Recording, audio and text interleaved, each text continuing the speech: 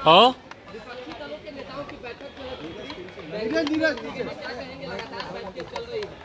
भाई इस पे कहना क्या है, विपक्षी एकता का प्रयास कर रहे हैं। बहरहाल पहली बार थोड़ी गंभीरता जरूर विपक्षी एकता में देखने को मिली है। इससे पहले हम लोगों ने देखा कि सिर्फ तस्वीरें खिंचाने के लिए सब साथ आते थे, पर इस बार जो बार बार इन लोगों की बैठक हो रही है, पर ये आने वाला समय ही बताएगा कि इन बैठकों का कोई निष्कर्ष निकलता है कि नहीं निकलता है। देखिए, स्वाभाविक है एक साथ एक मंच पर आकर चर्चा करना आसान है, पर साथ मिलकर और ख़ास तौर पर कई ऐसे राज्यों में साथ मिलकर चुनाव लड़ना जहां पर एक दूसरे के खिलाफ ही, जिनकी राजनीति हमेशा से रही है, राज्यों का नाम लेने की ज़रूरत नहीं है, पर कई ऐसे उदाहरण हैं जहां पर जो दल साथ में बैठे हैं उनके खिलाफ ही उन लोगों ने अपनी राजनीति करने का काम किया है। तो ऐसे में चुनाव में जब ये लोग जाएंगे तब तक क्या ये विपक्षी एकता बरकरार रहेगी? इस विपक्ष का नेतृत्व कौन करेगा?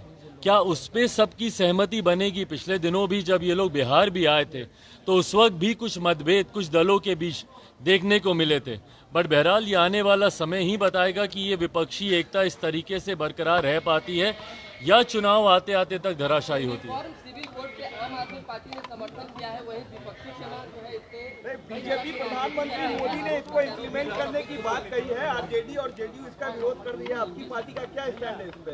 भाई देखिए, यूनिफॉर्म सिविल कोड की जहां तक बात है, भारत विभिन्नताओं का देश है और भारत की खूबसूरती ही यही रही है कि जितनी भी विभिन्नताएं हैं यहाँ पर, हर किसी को अपनी पहचान इस देश में रहते हुए मिली है।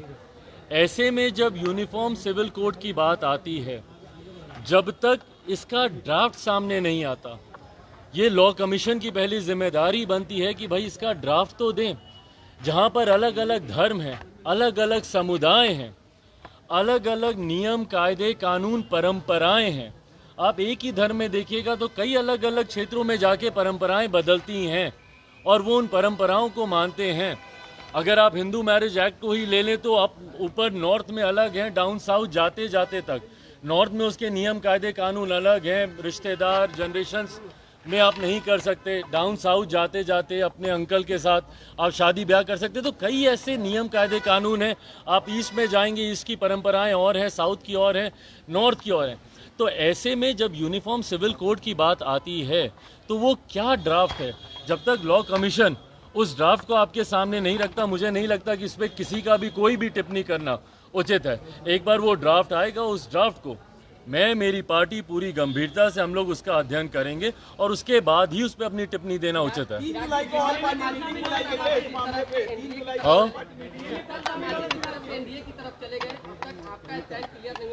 अरे प्रभु, ये कोई चर्चा का विषय थोड़ी है कि मैं किसके साथ जा रहा हूँ नहीं जा रहा हूँ। मैंने बार बार इस बात को कहा, सही समय आने पर, आज चुनाव तो नहीं है ना भाई, ना ही कल चुनाव आ रहे हैं, ना ही कोई चुनाव की अधिसूचना अभी आई है।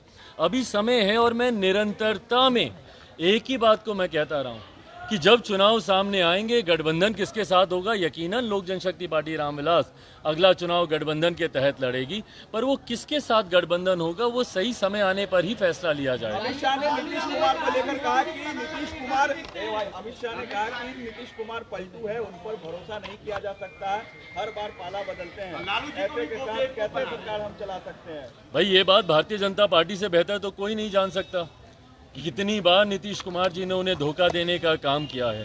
तो ऐसे में जब आदरणीय केंद्रीय गृह मंत्री अमित शाह जी ने इन बातों को रखा है तो वो सही बोल रहे हैं। इस बात को लेकर नीतीश कुमार जी ने ना सिर्फ भारतीय जनता पार्टी को बल्कि हर उस गठबंधन को और अपने ही हर उस नेता को धोखा देने का काम किया जिनका साथ लेकर इन्होंने आगे बढ़ने का प्रयास किया।